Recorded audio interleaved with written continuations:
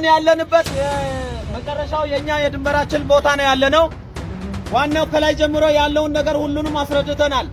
አሁን ወረታች ውስጥ የምትው ነገር ካለ እስቲ ነው የምለው ማለት ነው። ይህን ማድረጋችን ኃጢአትን እንዲጨምሩ ብቻ ነው። ሎክ እነሱን የምናዘገያቸው ኃጢአትን እንዲጨምሩ ብቻ ነው። ሚካኤልን ተወዱታላችሁ። አሁን ወዷለን እንወዳለን። እጃችሁን አውጡ። እጅ አወጣን በል ወደ ኪሳችሁ ግቡ። ያላችሁን አውጡ። በጾም ወቅት ንስሐ አይሰጥም የሚሉ አሉ። ኬታ መጣችሁ? በጾም ላይ ጾም አይሰጥም፣ ይሰጣል። ሰላም ጤና ይስጥልኝ። እንዴት አደራችሁ? እንዴት ዋላችሁ? እንዴት አመሻችሁ? አምላክ አበ ቅዱስ እግዚአብሔር ስሙ ዛሬም ዘወትርም የተመሰገነና የተወደሰ ይሁን። በድጋሚ በሌላ ቪዲዮ ተመልሼ መጥቻለሁኝ። እንግዲህ በወቅታዊ ነገሮቻችን ታክለው የምናነሳቸው ሀሳቦች ይኖሩናል። አንዳንድ ጉዳዮች ደግሞ ብዥታን ማጥራት ያለብን ቦታ ላይ እናጠራለን።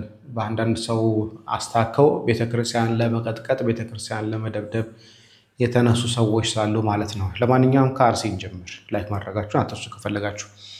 እንግዲህ ዛሬ ጠዋት 3 ሰዓት ላይ በጣም እውነት መረጃውን የላከልኝ ሰው በጣም እያዘነ ነው። መረጃውን የላከልኝ በጣም መሯቸዋል። እውነት ለመናገር በጣም ምርር ብሏቸው መረጃውን የላኩልኝ እና ዛሬ በሆንቆሎ ዋቢ ወረዳ በቀቅሳ የምትባል ቀበሌ ላይ ነው ችግር የተፈጠረው። እዚህ ቀበሌ ላይ ከዚህ በፊት እና አቶ ነጋ ምናምን በአጠቃላይ ከቤተሰቦቻቸው ጋር የተገደሉበት ቦታ ነው።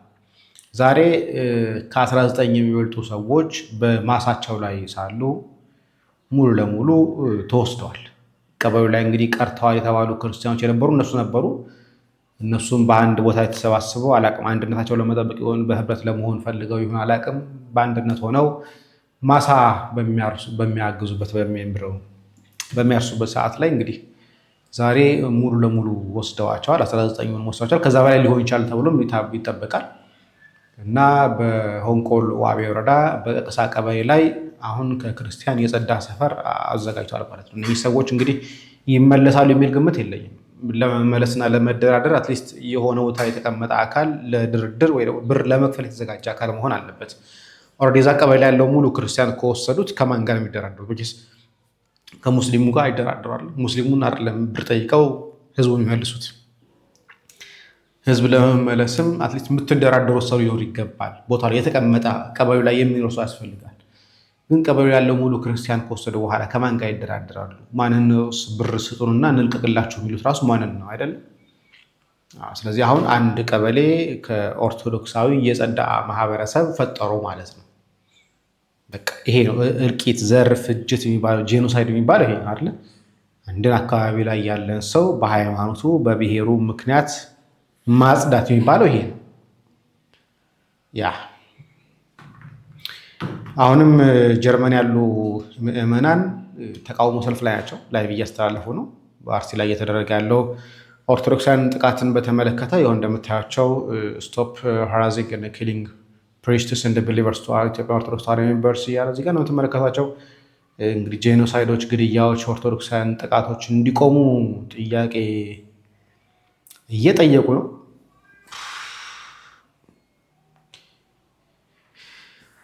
ምን ያህል ችግሮቻችንን ይፈታሉ አይፈቱም አላቅም። እውነት ለመናገር ዋናው ቤተ ክህነት ምን አገባኝ ብሎ እጁን አጣጥፎ በተቀመጠበት ሰዓት ላይ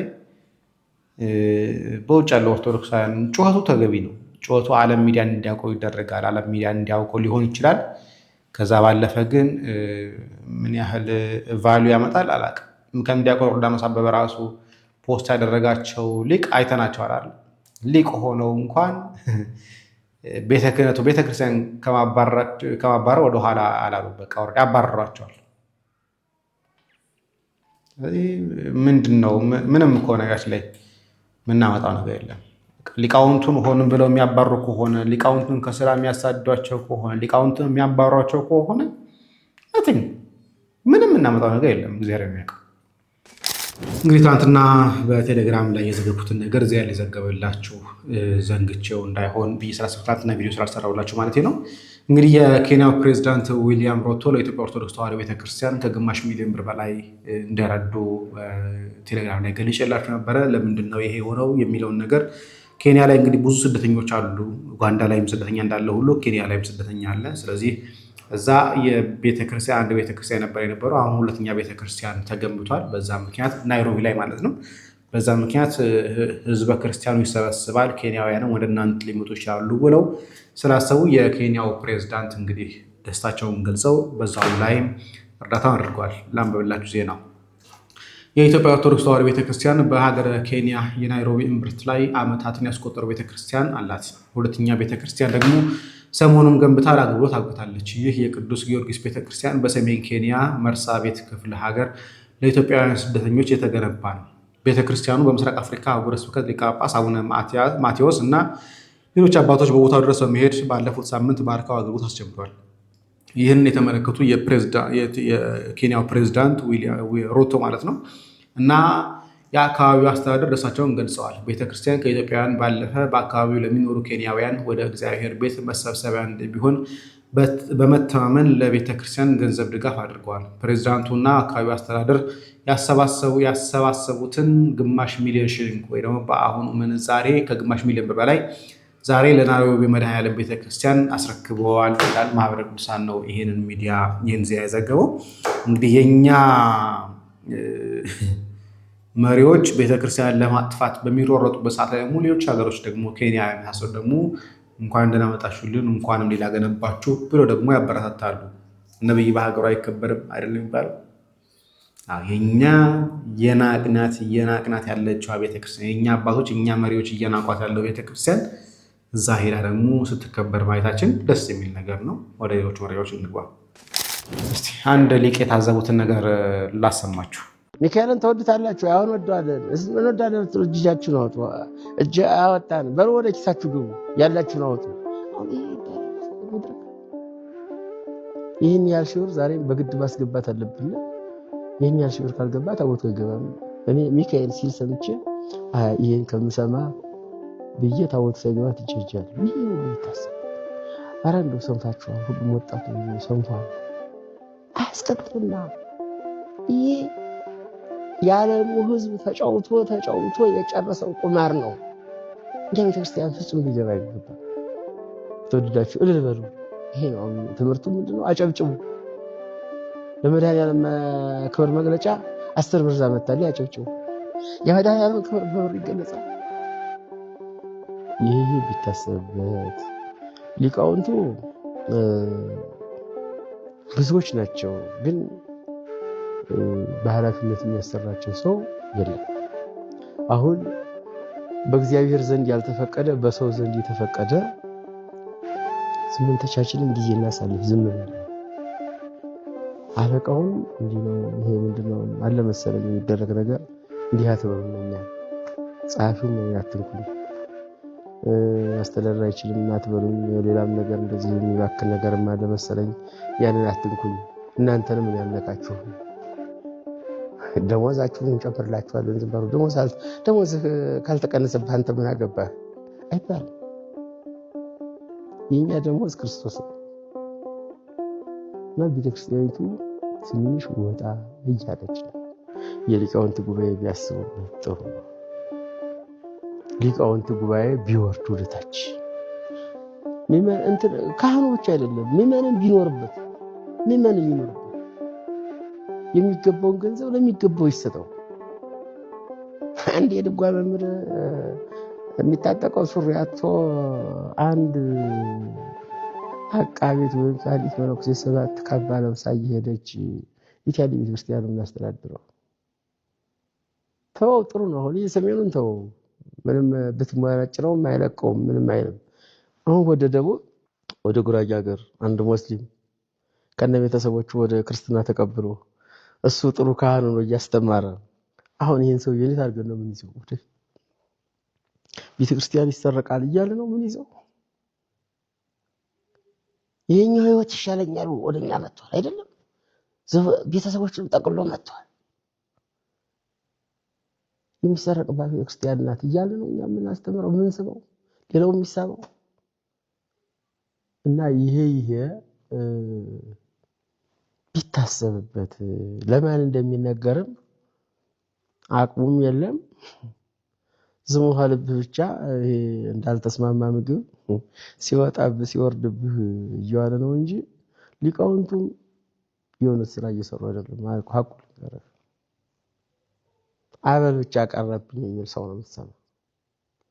እንደው በዚህ ቀን እንደው ግናይ ሳልቆም በዚህ ቀን ምህላ ሳልቆም አዲስ አበባ ያልተቆመ ምህላ የት ሊቆም ነው? ከእንግዲህ ትግራይ ሞቷል አልቋል። አሁን ሰው ሊቃውንቱ አልቀዋል። ጎንደርም ተደግሟል፣ ወሎም ተደግሟል። የላስታ ሊቃውንት በምን ላይ እንዳሉ እናያለን። የአክሱም ሊቃውንት በምን አይነት እንዳሉ በምን አይነት መከራ እንዳሉ እናውቃለን። የጎንደር ሊቃውንት በምን ያህል እንዳሉ፣ የጎጃም ሊቃውንት በምን ያህል እንዳሉ እናውቃለን። አሁን ሊቃውንት ተንጠፍጥፈው ያሉ እዚህ ነው አይደለም?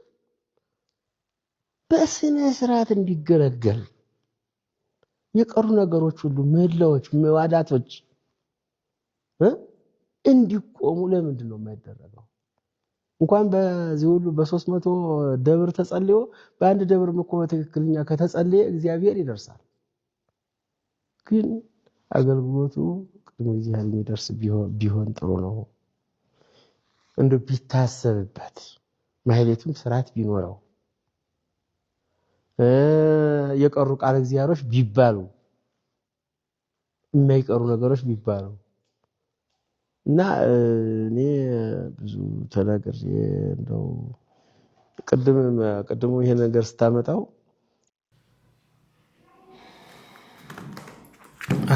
ምህላ መታወጅ ሲገባ በነገራችን ላይ እንደ እውነቱ ከሆነ ቤተክርስቲያን ያሉ አካላት ይመለከተናል የሚሉ ቢሆን ኖሮ ምህላ መታወጅ አለበት። አሁን አርሲ ላይ ከየቀበሌው ኦርቶዶክሳውያን እየተወሰዱ እየታጨዱ እየተገደሉ እየተወሰዱ እየታፈኑ እየተሰማ ዝም ከተባለ ወይ እጃቸው አለበት ወይ ደግሞ ተባባሪ ናቸው ወይ ደግሞ ለምዕመኑ ደንታቢስ ጉዳያችን አይደለም ብሎ እያሰባሉ ናቸው።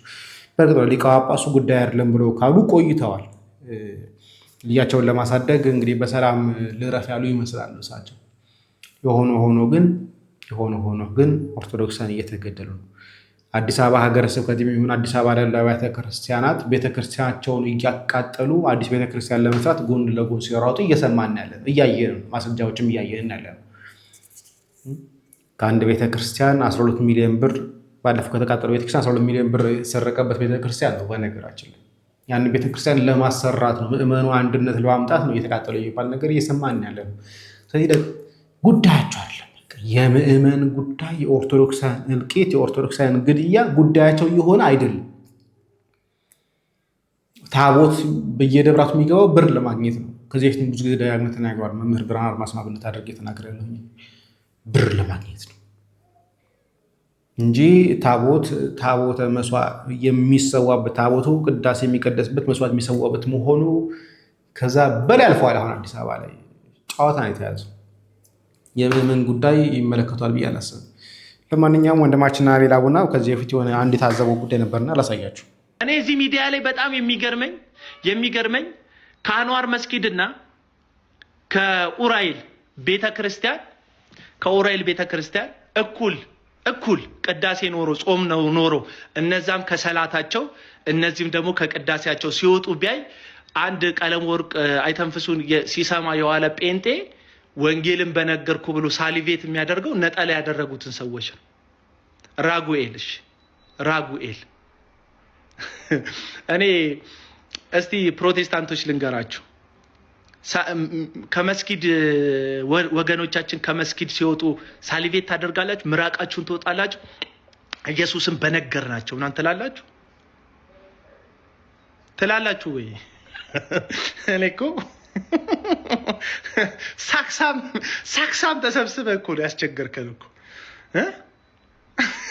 ሳክሳም እኮ የወንጌል አርበኛ ምናምን ትባበላ። አንድ ቀን እኔ ናና መሬት ላይ ስበከና እኔ እኮ የኤርሚያስ የወንጌል አርበኝነት እኮ አይገባኝም እንዴ። ሰላም ጤና ይስጥልኝ ውድ አድማጮቻችን፣ ክርስቲያኖችም ሙስሊሞችም በያላችሁበት ሰላምታ ይደረሳችሁ። ለዛሬ አንድ ጥያቄ ይዤላችሁ መጥቻለሁ። ሰው ናችሁና ትሳሳታላችሁ። መቼም ሰው ከስህተታችሁ ማለትም የፈጣሪን ሕግ ትእዛዝ ትጥሳላችሁ እንደየሃይማኖታችሁ ማለት ነው። ታዲያ እስከ ዛሬ እንዴት ልትቆዩ ቻላችሁ በህይወት? ከሰው ስህተት ከብረት ዝገት አይታጣም አይደለ? እንደ እስልምናው ለምን እንደቆያችሁ ላንብብላችሁ። ሱራ አልኢምራን ወይንም የኢምራን ቤተሰቦች 3ኛው ሱራ አያ 178 ላይ አላህ ለምን እንዳቆያችሁ በህይወት እንደዚህ ይላችኋል። እነዚያ የካዱት ሰዎች እነርሱን ማዘግየታችንን ለነፍሶቻቸው ደግ ነገር ነው ብለው አያስቡ። እነርሱን የምናዘገያቸው ኃጢአትን እንዲጨምሩ ብቻ ነው። ሎክ እነሱን የምናዘገያቸው ኃጢአትን እንዲጨምሩ ብቻ ነው። ለነሱ አዋራጅ ስቃይ አላቸው ይላል። ስለዚህ እንደ እስልምና ኃጢአት ሰርታችሁ ያዘገያችሁ ያቆያችሁ ኃጢአት ላይ ኃጢአት እንድጨምሩ ብቻ ሎክ ሌላ አማራጭ የለም ብቻ ነው ይላል። እንደ ክርስትናውስ ሐዋርያው ቅዱስ ጴጥሮስ በሁለተኛ መልእክቱ ምዕራፍ 3 ቁጥር 8 እና 9 ላይ እንደዚህ ይላል። እናንተ ግን ወዳጆች ሆይ በጌታ ዘንድ አንድ ቀን እንደ 1000 ዓመት 1000 ዓመትም እንደ አንድ ቀን እንደሆነ ይህን አንድ ነገር አትርሱ። ለአንዳንዶች የሚዘገይ የሚመስላቸው ጌታ ስለ ተስፋ ቃሉ አይዘገይም፣ ነገር ግን ሁሉ ወደ ንስሐ እንዲደርሱ እንጂ ማንም እንዳይጠፋ ወዶ ስለናንተ ይታገሳል ይላል። ስለዚህ እንደ ክርስትናው እግዚአብሔር የሚታገሰን በኃጢአት ላይ ኃጢአት እንድንደርብ፣ በወንጀል ላይ ወንጀል እንድንሰራ፣ በጥፋት ላይ ጥፋትን እንድናበዛና እንድንጨምር በላያችን ላይ ሳይሆን ንስሐ እንድንገባ ነው። እንደ እስልምናው ግን የምታገሳችሁ ለእናንተ መልካም ነው ብላችሁ እንዳታስቡ፣ ኃጢአት ላይ ኃጢአት እንድጨምሩ ብቻን አስምሩባት ብቻ ነው ይላል። ወገኖቼ በሕይወት ያላችሁት ለምንድን ነው? እሱ እስልምና ውስጥ ከሆናችሁ ኃጢአት ላይ ኃጢአት እንድጨምሩ ነው አላህ ያቆያችሁ። ክርስትና ውስጥ ካላችሁ ደግሞ ኃጢአት ብትሰሩ እንኳን ንስሐ እንድትገቡ ነው ያቆያችሁ።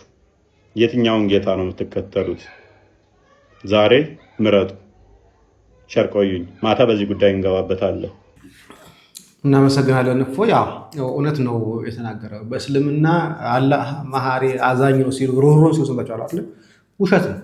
ይሄ እንዳለ አሁን የጠየቀ ሰው አላህ መሐሪ ሩህሩህ አዛኝ ነው ነገር እንዳለ አያውቀውም ለራሱም አላህና ጨፍጫፊ፣ ገዳይ፣ ከሃዲ የሚለው ነገር ነው የሚመጥለው። ዲሲቨር የሚለው ነገር ነው ራሱ የሚመጥለው። ራሱ የሚቀጥለው ብዙ ጊዜ እሱን ስለሆነ ማለት ነው።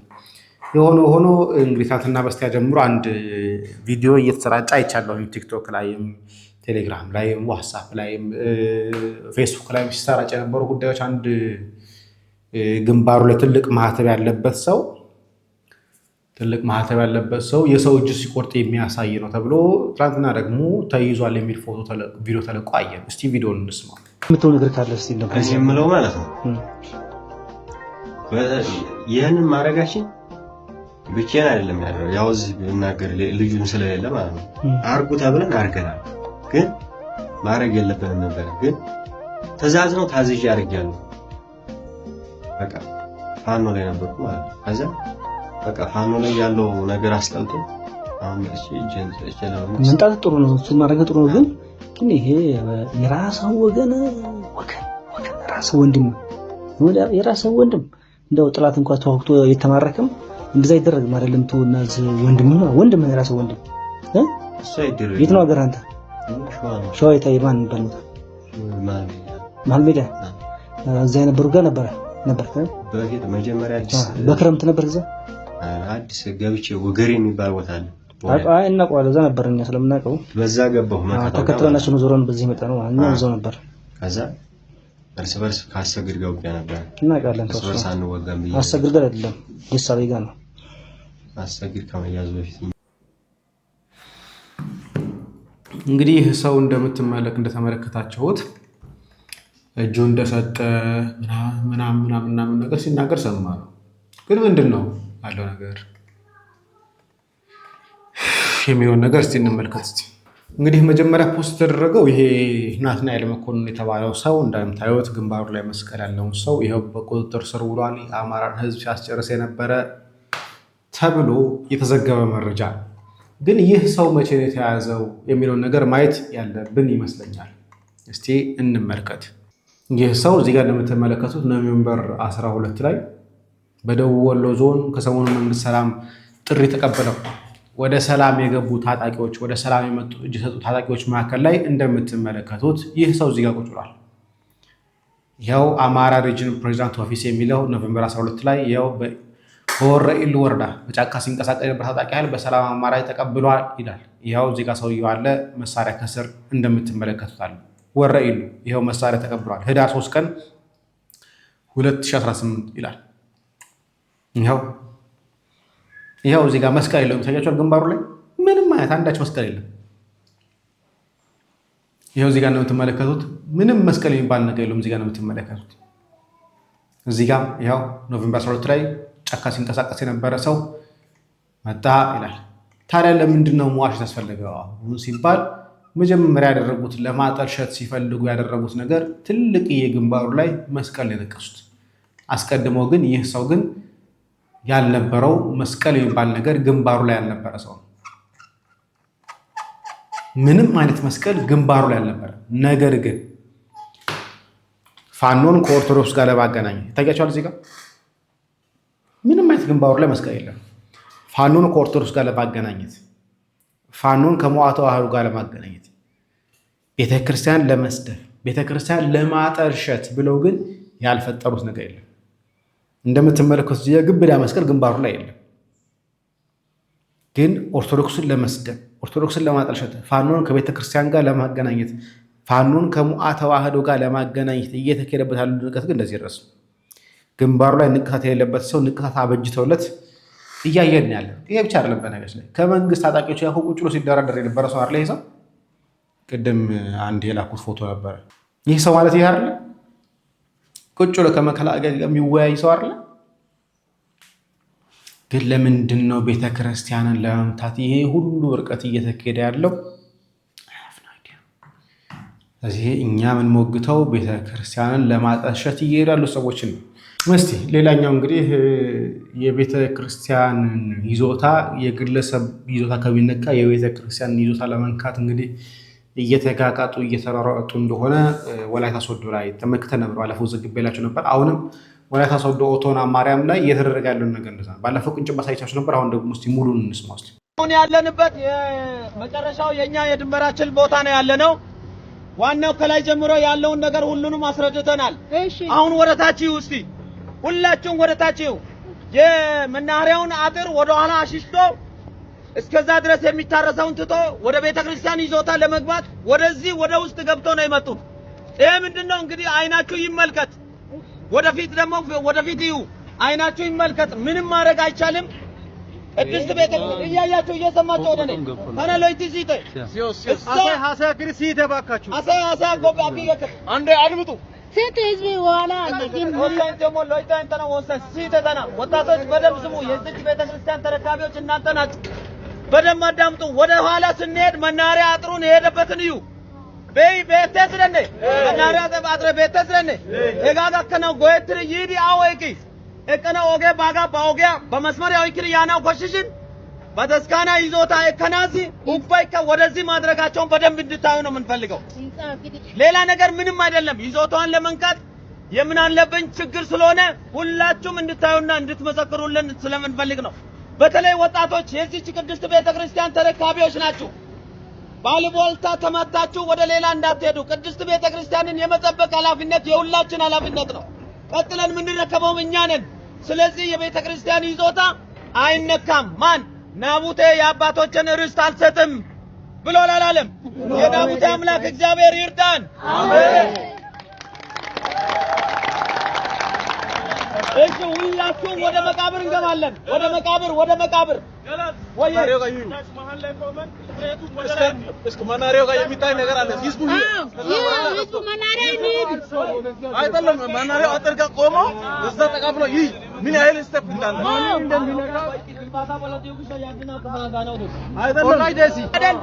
ምን ላይ መጥቶ ነው የሚያርፈው? ስለዚህ የእኛ ቤተክርስቲያንን የእኛን ንብረት የእኛን ሀብት ለመንካት የግለሰቦችን ፕላን ጥሰቶችን በመተው ወደኛ መጥተዋል። እዩ እንድትመለከቱ። እንደገና በተጨማሪ ወደ የቤቶቻችሁ ወደ ሰፈራችሁ ስትሄዱ እንደዚሁ እየመጣችሁ ቪዥዋል ኢቫሉዌሽን ወይም በአይን በእይታ እንድትገመግሙ እናሳስባለን። ወደ መቃብር ቦታውን እንድታዩና የመጨረሻ የጸሎት ፕሮግራም ሳንጨርስ ማንም ሰው ወደ ቤት እንዳይሄድ።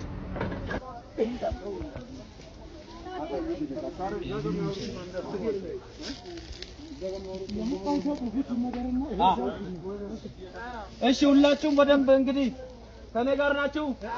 እግዚአብሔር ከእናንተ ጋር ይሁን። እሺ ቅድም ከውጭ ሆኜ ግንቡ ላይ 9 ሜትር ብዬ ያሳየሁትን በ9 ሜትር ውስጥ ደግሞ ያሉትን መካነ መቃብራትን እንድታዩና እንድትመለከቱ ፈልጌ ነው። ሁላችንም ወደዚህ የገባ ነው። እዚህ ያላችሁ ካያችሁ በኋላ ሌሎች ደግሞ ሌሎችን እናስረዳለን። እንግዲህ ካያችሁ ከዚህ ካጥሩ እስከዚህ ድረስ ይሄ እናንተ ያላችሁበት ይሄ ባህር ዛፍ ያለበት የለም። እስከዛ ድረስ እነዚህ እዚህ ስር ያለ በሙሉ እስከታች ድረስ ከዚህ ወደ ላይ ሄዶ አውደ ምሕረቱን ይዩ። ወደ ላይ ይሄን ባህር ዛፍ አላይመንት ያዙና አውደ ምሕረቱን ይዩ። ቀጥታ አውደ ምሕረቱ ላይ ነው መጥቶ የሚቆመው። ስለዚህ ከዛ እስከዚህ ድረስ 9 ሜትር መጥቶ እነዚህ መካነ መቃብራትን በማንሳት ይሄንን ቦታ ለመውሰድ ነው የፈለገው። እንግዲህ የመንገዱን ግንባታ ከታች ካያችሁ የመናኸሪያውን አጥር ትተው መጀመሪያ የመናኸሪያውን አጥር አስነስተው አርተው አስተካከሉ። አንደኛው በሐውልት ተቀብሯል፣ ሁለተኛው በድቤ የተቀበረ ይሄ ሞልቷል። ይሄ ሁሉ ሰው ብቻ ነው ያለው። ስለዚህ እስከዚህ ድረስ ያለውን ቦታ መንግስት በነፃ ወስዳለው። አንድም ቀን ስለዚህ ቦታ እኛን ያወያየበት አንድም ቀን እኛን እንፈልጋለን ብሎ በደብዳቤ የጠሩበት አንድም ቀን የለም። ምን ታመጣለ? እንግዲህ እንደተመለከታችሁት የቤተ ክርስቲያን ይዞታ ለአንድ ግለሰብ ቤተ ክርስቲያኑንም መቃብር ቦታውንም ጭምር ጥሶ የሚሄድ ቦታ የአንድ ግለሰብ ቦታ ከሚነካ ማህበረሰቡ የሚጠቀምበት የሚገለገልበት ስርዓት አምልኮን የሚፈጸምበት ቤተ ክርስቲያን መጣስ የሚቀልለው መንግስት ሆኗል። ቤተ ክርስቲያን ይህን ጉዳይ ታቅሞ ታውቀዋለች። አባቶችን ይሄ መረጃ ሰረታቸው ቆርተው ወይ ደርሷቸዋል፣ ግን ጉዳያቸው አይደለም። አትሲበቃ እስቲ እንጣ ንስሐ አይሰጥም የሚሉ አሉ። ኬታ መጣችሁ? በጾም ላይ ጾም አይሰጥም፣ ይሰጣል። ናልምጣለህ እነተ ልጅ አሁን ኩዳዴ ነው። 40 ኩዳዴ ከሰኞ ጀምሮ 9 ሰዓት ነው ጾሙ። አሁን ሄድኩ ነፍስ አባቴ ጋር ይሄን ሰርቻለሁ፣ ሰርቄያለሁ፣ ዋሽቻለሁ፣ አመንዝሬያለሁ፣ ሰክሬያለሁ፣ ዘፍኛለሁ። አዎ በጤፉ አልሸዋ በወተቱ ውሃ በርበሬውን ውሃ እየነከርኩ እንደው ጠቀላላው አተረማምሻለሁ ብዬ እነግራቸዋለሁ። ከዛ ውስጥ በላይ ያዳምጡና ከባድ ኃጢአት ከሰራሁ ያያሉ። ይሄን ያህል መጽወት፣ ይሄን ያህል በየቀኑ ስገድ፣ ይሄኛው የሰራው ኃጢአት እጅግ ከባድ ነው። በል አሁን እኮ ኩዳዴ ጾሙ እስከ 9 ሰዓት ነው። ከ9 ሰዓት በታች ጾም የለንም እንዳትል ከሰከሱ ስለ መድኃኒዓለም ክርስቶስ። አለዛ ተቡት፣ አለዛ በደንብ ጾም። ወጣኔያን ከ16 ዓመት ብቻ ያሉት ናቸው ከ9 በታች የሚታደሉት። ስማ ይሄኛው ኃጢአት ከባድ ነው። አሁን ኩዳዴ 9 ሰዓት ነው። በል ሰውነቱን አቋሙን ያያሉ። ምንም የሚያምህ ነገር የለም። ያውቃሉ ልጆቻቸውን እኮ አባቶቻችን እያንዳንዱ ልጆቻቸውን ያውቃሉ፣ ጉልበታቸውን፣ ጥንካሬያቸውን፣ ጤናቸውን። በል አሁን ይሄኛው ከባድ ስለሆነ 9 ሰዓት ነበረ እስከ 11 እንጾም። የጾም ሰዓት ይጨምርበታል። ለይሄን ያህል ቀን ደግሞ ግማሽ እንጀራ ወይም ኩርማን እንጀራ፣ ኩርማን ማለት 4 ቦታ ተቆርጦ ከአንድ ብርጭቆ በላይ እንዳጠበቀን ይሄን ያህል ስገድ ይለዋል። በበዓለ ሃምሳ ደግሞ ጭራሽ ንስሐ አይሰጥም ይለዋል። ጉድ ነፍስ ገሎ እስከሆነ ቀጠራይ ጭራሽ እንደውም ልንገር ዓመት እስከ ዓመት ጾም እንዳትበላ፣ ስጋም እንዳትበላ፣ ወተት እንዳትጠጣ፣ ቅቤ እንዳትቀባ እድሜ ልክ እንዲህ ተብሎ የሚሰጥ ንስሐ አለ። በዓለ ሃምሳን አይመለከትም። የሰራ ነው ኃጢአቱን የሚወስነው። በበዓለ ሃምሳው ሰውየው ደህና ከሆነ ሄዶ ንስሐውን ይቀበላል። ጾም አይሰጠውም፣ ምጽዋት ይሰጠዋል። በዓለ ሃምሳው ሲያልቅ ጾም ይሰጠዋል። በዓለ ሃምሳው ሲያልቅ ደግሞ ሰኔ ነው የሚገባው። ስግደት ይጨምርበታል፣ ምጽዋት ይጨምርበታል፣ የጾም ሰዓት ይጨምርበታል። ንስሐ የማይሰጥበት አበ ነፍሱና የነፍስ ልጁ የማይገናኙበት ሆሳዕና 6 ሰዓት እሁድ መንፈቀ ሌሊት ትንሣኤ እግዚአብሔር ይፍታ ስለማይባል በዚህ ቀን ሄዶ አባቴ ኃጢአቴን ልናዘዝ አይቻልም። ካህኑም አይቀበለው፣ አይገናኝ። ዓርብ ዕለት የስግደት ዕለት ከሰኞ ሕማማት 1 ጀምሮ የእናቴ ልጅ እንጨት የሚሰብሩ አሻሮ የሚቆሉ ፍቅል የሚፈጩ ጌሾ የሚወቅጡ አሉ። ህማማቱን መከራውን ማሰብ ትቼ ይህን ስሰራ ከረምኩ። አባቴ ብቅል ፈጨው፣ አሻሮ ቆላው፣ አሻሮ ፈጨው፣ ሽሮ ከካው አባቴ ብለው ሲናገሩ በወይራ እየጠበጠቡ እናቴ ልጅ በወይራ እንድች እያደረጉ ይህን ያህል ስገድ ይላሉ። ሌላው ኃጢአት አይነገርም። ዓርብ ዕለት ብቻችን በቀናለት አይታ ፍራሽ ይዘን ትራስ ተይዞ ጌታ አቧራ ለአቧራ እየተንደባለለ ሄዷል። እኛ ፍራሽ ይዘን እንሞናሞናለን። ምስጋና ይድረሰው መቼ የሚያሞናሙነናል። ስለዚህ እናቴ ልጅ ከዚች ቀን በስተቀር የነፍስ ልጅና የነፍስ አባት የማይገናኙበት ጊዜ የለም። ቀጠሮ ንስሐ ሄዶ ኃጢአቴን ልናዘዝ ላለ ምእመን ቀጠሮ ለሚሰጥ ካህን ወዮለት። እንደ ይሁዳ ባልተፈጠረ በተሻለው። እናመሰግናለን መምህራችን ቀሲስን። እናቴ ልጅን እግዚአብሔር አምላካችን ረጅም ዕድሜ ጤና ጋር ይስጥልን፣ ያኑርልን፣ ያቆይልን። እንግዲህ በጾም ሰው ይወድቃል፣ ይሳሳታል፣ ደግሞ ሊነሳ ደግሞ ግድ ነው እና ባለበት ከምንወቅጠው እንዲኮስም ከማድረግ ይልቅ ከፍ ብሎ በንስሐ ቀርቦ እንደውም በዛው ጾም ወቅት ደግሞ ንስሐውን ተቀብሎ ስለ አምላክ እንዲቀበል ማድረግ ማስቻል ትልቁ የአባቶች ድርሻ ነው ብዬ አስባለሁ። ለማንኛውም እዚህ ያቀርባችሁ ሰላም እግዚአብሔር ከእናንተ ጋር ቸር ቆዩ።